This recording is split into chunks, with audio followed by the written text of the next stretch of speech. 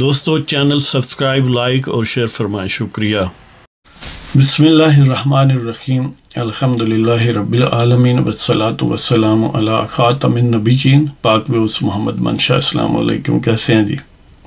دو points ہیں جن پر بحث کرتے ہیں۔ ایک کہ امریکی سیاست کا پاکستان کی سیاست سے تعلق، کیا یوتھیوں کی یہ امید کہ ٹرمپ کے جیتنے کی صورت میں نیازی قذاب کو پھر پاکستان پر مسلط کیا جا سکے گا، یہ برآ سکتی ہے یا نہیں، اور اس کی کیا بنیاد ہے۔ اور نمبر 2 یہ ہے کہ جو وکیل ملک ہے، اپنا لیگل ایڈوائزر ہے پرائم منسٹر پاکستان کا، اس نے یہ بیان دیا کہ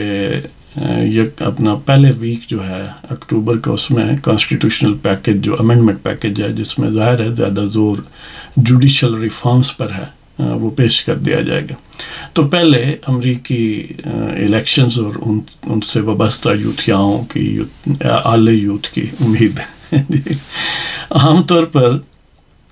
جو امریکی سیاست ہے، ظاہر ہے ایک امریکہ بڑا ملک ہے، عسکری لحاظ سے بھی، ڈیموگرافیکلی بھی، اور مالی معاملات میں بھی پوری دنیا میں اس کے فوجی اڈوں کا نیٹ ورک ہے، انٹیلیجنس کا نیٹ ورک ہے، اور دنیا میں سب سے زیادہ جو خواہش رکھتا ہے اسرٹ کرنے کا اور دنیا کو گویا یونی پولر ورلڈ رکھنے پر جس کا اصرار ہے ایز اے پالیسی، وہ ظاہر ہے امریکہ ہے۔ اور وہ جہاں مناسب سمجھتے ہیں فوجی مداخلت بھی کرتے ہیں یا کرواتے ہیں انڈائریکٹلی کسی پراکسی کے ذریعے۔ تو ان سے ہمارے جو بیکورڈ کنٹریز ہیں یا کمزور ملک ہیں،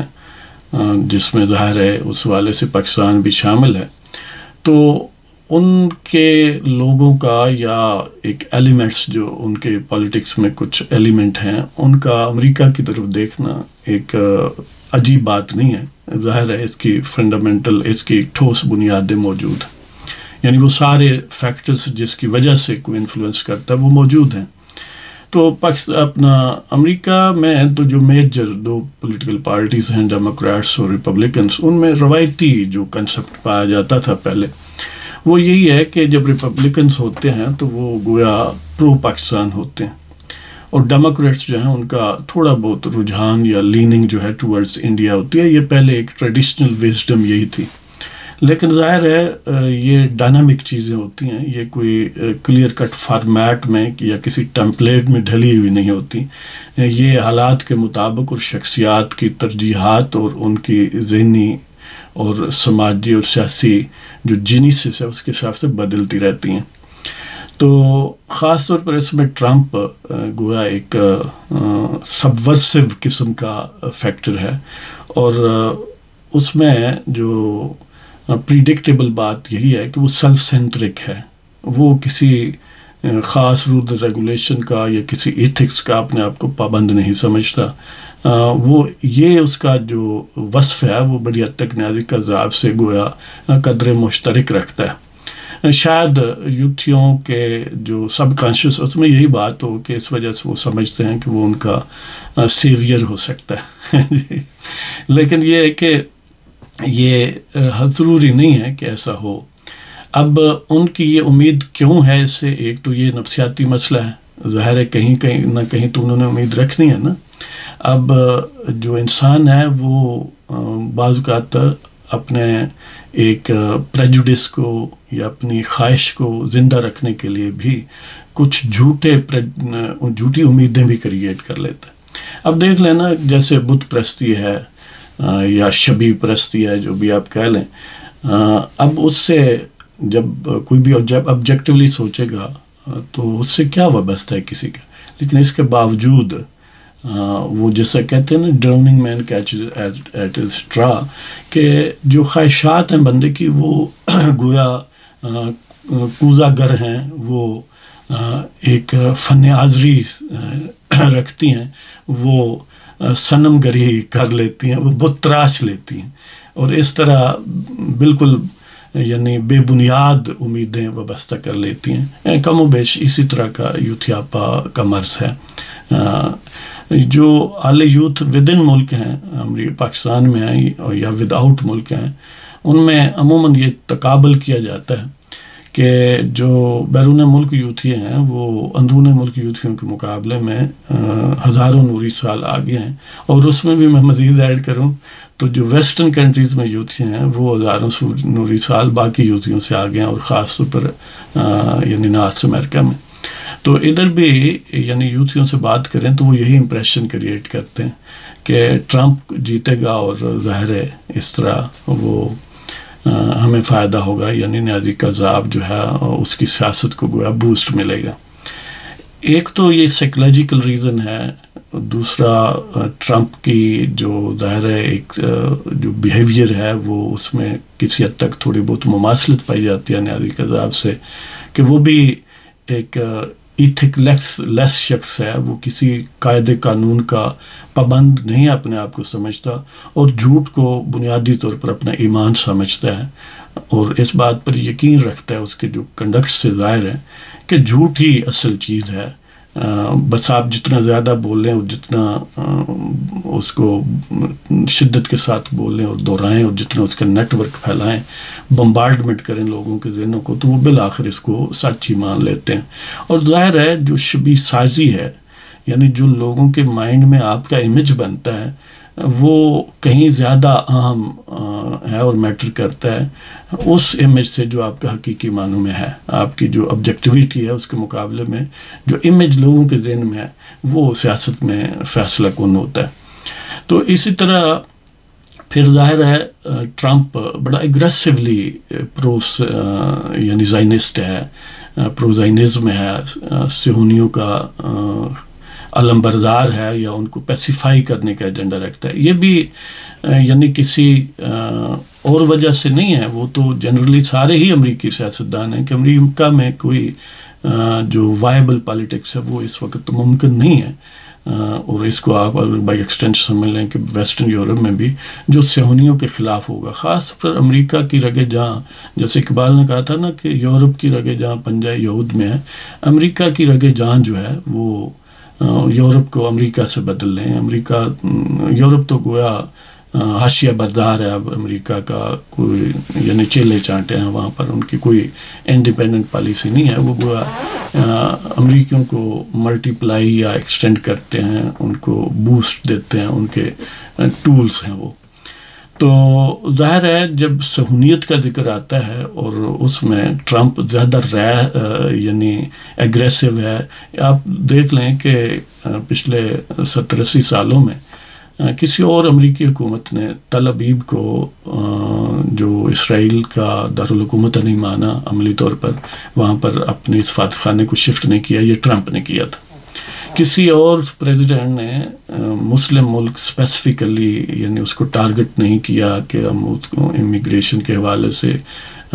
پابندی وغیرہ لگانا، یا اس کو ڈیلنگ ٹیکٹکس، یا اس کو اس طرح اسکیپ گوڈ کے طور پر استعمال کرنا، یہ ٹرمپ کی کارستانی ہے. کسی اور نے ماڈرن یعنی جو سیکنڈ ورلڈ وار کے بعد کا امریکہ ہے،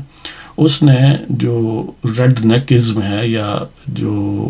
ریشزم ہے یا وائٹ شاوینزم ہے، اس کو اتنا یوز نہیں کیا ریکلیسلی جتنا ٹرمپ یوز کرتا ہے. تو کہنے کا مطلب یہ ہے کہ اگرچہ جو پاکستانی یا کوئی بھی امیگرینٹ ہے امریکہ میں،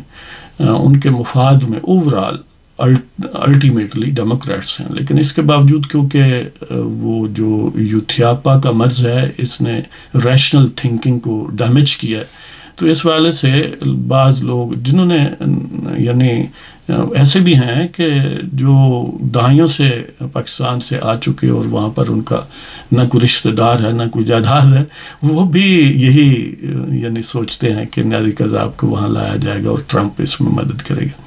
لہذا ٹرمپ کا جو ایگریسولی پرو زائنزم سٹانس ہے اور جو ماضی ہے، اس وجہ سے وہ سمجھتے ہیں کہ یہ بھی نیازی قذاب کے حق میں جائے گا، کیونکہ نیازی قذاب بہرحال صہیونیوں کا داماد بھی ہے اور صہیونیوں کے لیے الیکشن کیمپینز بھی چلاتا رہا ہے، جیسے وہ زیک گولڈ سمتھ کے لیے لندن کے میئرشپ کے لیے صادق کے خلاف، وہ صادق خان کے خلاف کیمپین میں حصہ ڈالتا رہا ہے. اس طرح آج بھی اس کے یعنی الٹیمیٹلی اس کی جو اولاد ہے وہ بہرحال صہیونیوں کی گود میں ہے، اور اس کے باوجود کہ یعنی وہ سابق اس کی جو بیوی تھی بظاہر، وہ اس گھر میں اب جب بھی یعنی اس کو چھوڑنے کے بعد بھی جب بھی جاتا رہا ہے تو اسی کے پاس ہی رہتا رہا ہے. یعنی ہماری تہذیب میں تو تھوڑا یہ اتنا اچھا نہیں سمجھا جاتا کہ سابق طلاق شدہ بیوی جو ہے اس کے پاس اسی طرح گھل مل کے رہا جائے، جہاں پر اس کے نئے بوائے فرینڈ بھی ہوں، سابقہ بھی ہوں، سارے یکجان ہوں. لیکن یہ ہے کہ مطلب یہ ہے کہ اس کا ان کے ساتھ جو امبیلیکل کارڈ ہے، اس کا رشتہ ہے، وہ اس کی الٹیمیٹلی ساری جو جمع پونجی ہے وہ اس کی اولاد ہے نا، اور وہ صہیونیوں کی گود میں ہے. تو اس سے گہرا اور تعلق کیا ہو سکتا ہے؟ پھر ظاہر ہے یہ ایسی پارٹی ہے کہ جس کے ممبران پارلیمنٹ میں کھڑے ہو کر اسرائیل کو تسلیم کرنا اور یہودیوں کے فضائل پر باقاعدہ لیکچر دیتے رہے ہیں جی.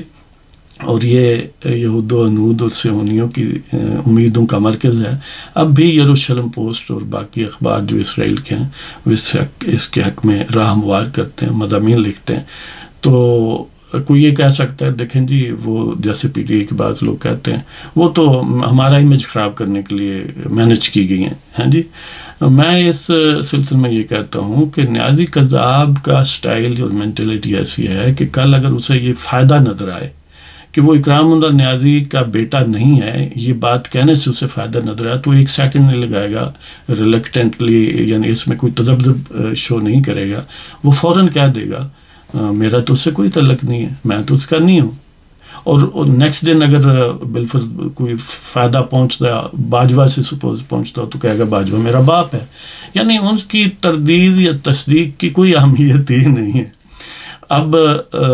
وہ جا اپنا یروشلم پوسٹ میں کیوں اس کے حق میں مضامین آتے ہیں؟ وہ بنیادی طور پر ٹارگیٹڈ یہ ہیں کہ ویسٹرن جو یعنی سیاستدان ہیں یا انٹرنیشنل اسٹیبلشمنٹ ہے، ان کو یہ باور کرانا اور ان کو ریمائنڈ کروانا کہ یہ تمہارا کتا ہے، اپنا ہے یہ، تو اس کی مدد کرنا بہت ضروری ہے. تو لہذا وہی صہیونیوں کا جو سمجھ لیں کہ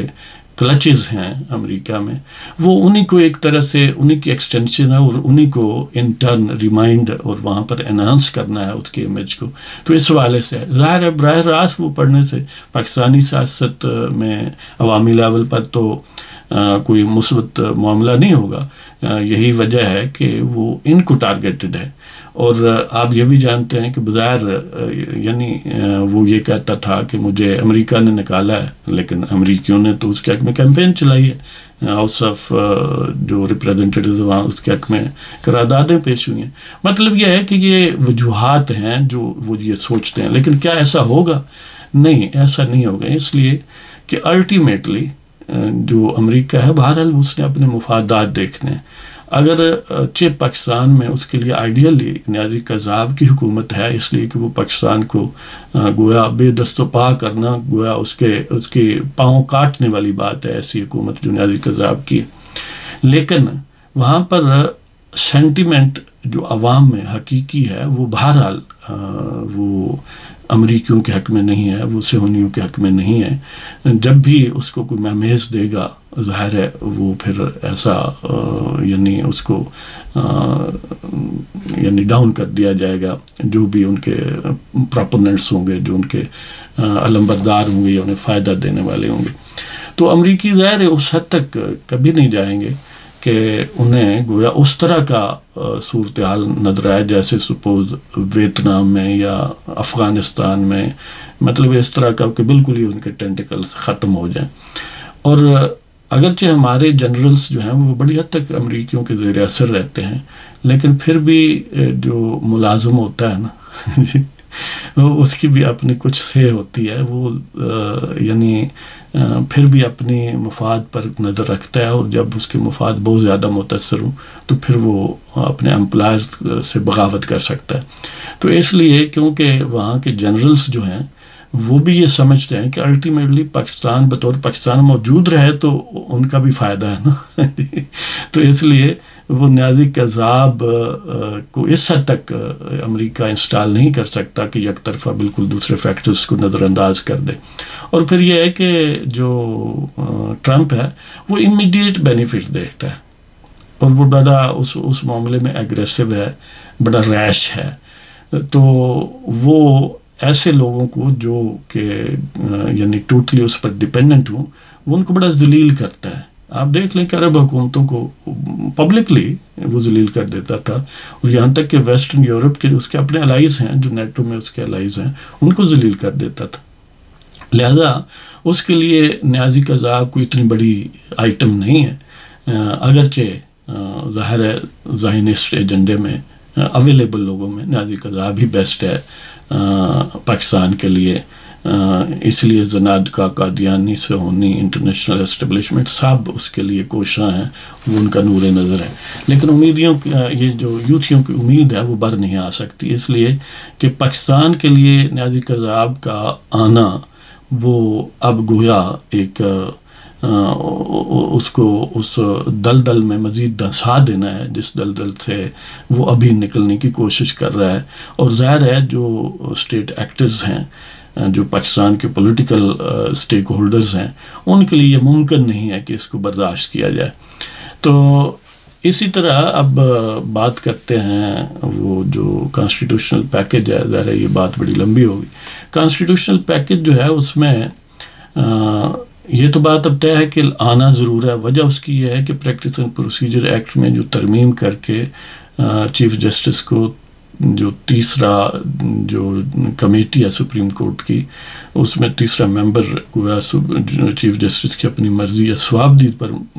اس کو بنایا گیا ہے کہ وہ جس کو چاہے نامینیٹ کر دیں, اور انہوں نے جسٹس امین الدین خان کو نامینیٹ کیا بھی ہے, منیب اختر کو نکال دیا ہے. اس کا صاف مطلب یہ ہے کہ وہ منیب اختر کو یا جو یہ ہے منصور شاہ اب یوتھیوں کا علمبردار جو ہے, ان کو کس صورت میں وہ برداشت نہیں کر سکتے, اس لیے کہ یہ علی اعلان پاکستان کو ڈی اسٹیبلائز کرنے کے ایجنڈا کے یعنی پیشوا ہیں, گویا اس کے علمبردار ہیں, سب سے بڑے مہرے ہیں. تو اس کے لیے پھر امینڈمنٹ پیکج لانا ضروری ہے. ظاہر ہے لانے کے لیے 2/3 اکثریت چاہیے, جو کہ اس وقت خاصی مشکل نظر آ رہی ہے, اور خاص طور پر مولانا جو ہیں ان کا ناقابل فہم رویہ کہ وہ ایک طرف ان کو یہودیوں کے ایجنٹ کہتے تھے, اب انہی یہودیوں کے ایجنٹوں کے دسترخوان پر بھی ہوتے ہیں, اور کہ وہ یعنی باہم شیر و شکر ہیں, وہی جو ان کو ماں بہن کی گالیاں دیتے تھے اب ان کی بقا کے وہ ضامن بنے ہوئے ہیں. تو یہ ایک بڑی ناقابل فہم بات ہے. حالانکہ مولانا فضل الرحمن دامت برکاتہم عالیہ سے ہمیں عقیدت ہے, ہم ان کا احترام کرتے ہیں, لیکن بہرحال یوتھیوں کی بقا کو یقینی بنانے کا جو عمل ہے اس سے ہمیں اختلاف ہے. لیکن حکومت کے پاس کیا آپشنز ہیں؟ ایک تو ظاہر ہے سیاسی حکومت ہے, وہ آخر دم تک مولانا سے راہ و رسم رکھے گی اور انہیں منانے کی کوشش کرتی رہے گی. اور ظاہر ہے مولانا کی جو سیاسی تربیت یا ان کا جو جہاندیدہ پن ہے اور ان کی جو سیزنڈنیس ہے پاکستان کی پالیٹکس میں, اس سے ہم امید رکھتے ہیں کہ وہ شاید ultimately on the right side of the aisle آ جائیں اور صہیونیوں کے ایجنڈے کو ناکام کر دیں. لیکن اس کا الٹرنیٹ ظاہر ہے وہ جو اسپیکر یا صادق نے نئے قانون کی روشنی میں کہا کہ یہ پی ٹی آئی نہیں ہے, ایس آئی سی ہے, اور اس کا یہ لازمی مطلب ہے کہ الیکشن کمیشن کو وہ کہہ رہے ہیں کہ اپنا نوٹیفیکیشن اس جو 8 رکنی جو یوتھیوں نے فیصلہ دیا تھا جس کے نتیجے میں نوٹیفیکیشن کو ودرا یا سسپینڈ کیا گیا تھا, اس کو بحال کیا جائے اور وہ 2/3 اکثریت پھر قومی اسمبلی میں رولنگ الائنس کو مل جائے. ایک تو یہ طریقہ ہے, یا دوسرا یہ طریقہ ہے کہ وہ پھر ادھارے 2-3 ایم این اے, مطلب اگر مولانا نہیں مانتے تو 10-12 ایم این اے 10 کے قریب وہ لے لیں. جی تو ایک اور بات کہ وہ سمینا گھرکی اب اسپیشل سیٹ پر آ گئی ہے, 23 میں سے 22 جھگڑے والی رہ گئی ہیں, اور وہ پی پی پی کی اب ٹیلی جو نیشنل اسمبلی میں وہ 68 ہو گئی ہے, اور حکومتی جو الائنس ہے اس کے پاس 215 ہو گئی ہیں, جبکہ 224 چاہیے, تو اس کے مطلب 9 کا ڈیفیسٹ ہے. تو بہرحال اسی طرح اصل میں جو سینٹ ہے وہاں پر صورتحال یہ ہے کہ تھوڑے پول میں سے بندے 64 بنانے ہیں. 59 ان کے پاس ہیں, 5 مولانا کے پاس ہیں. اگر مولانا کبھی یعنی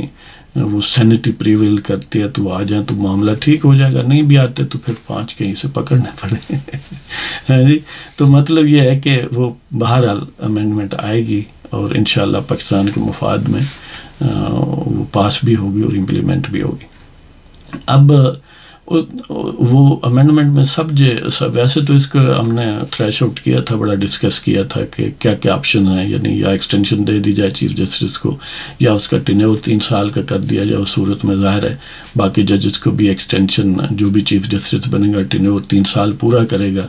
اس صورت میں ظاہر ہے فائد عیسیٰ کو اگر 3 سال مزید ملیں کہ 3 سال اس کا ٹینیور مقرر ہو تو, اور وہ جس دن سے قابل نفاذ ہوا قانون یا امینڈمنٹ, تو پھر آگے 3 سال کاؤنٹ کریں تو پھر منصور شاہ جو ہے وہ اس کی باری آئے گی 2027 میں, اور ظاہر ہے پھر وہ 2030 تک رہیں گے اگر ان کو پہلے نہیں نکالا جاتا. اگر وہ 2027 میں یعنی فیاض عیسیٰ کے مزید 3 سال رہنے کے بعد چیف جسٹس بنتے ہیں تو وہ گویا بنیں گے اکتوبر 2027 میں, اور پھر اکتوبر 2030 تک وہ رہیں گے. اور اس صورت میں پھر منیب اختر اور یحییٰ افریدی دونوں درمیان میں غائب ہو جائیں گے, پھر آگے کسی کی باری آئے گی.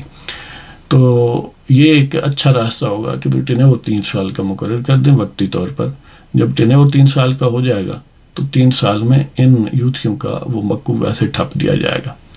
تو یا پھر یہ ہے کہ ریٹائرمنٹ کی ایج بڑھا دی جائے, جو اس صورت میں ظاہر ہے پھر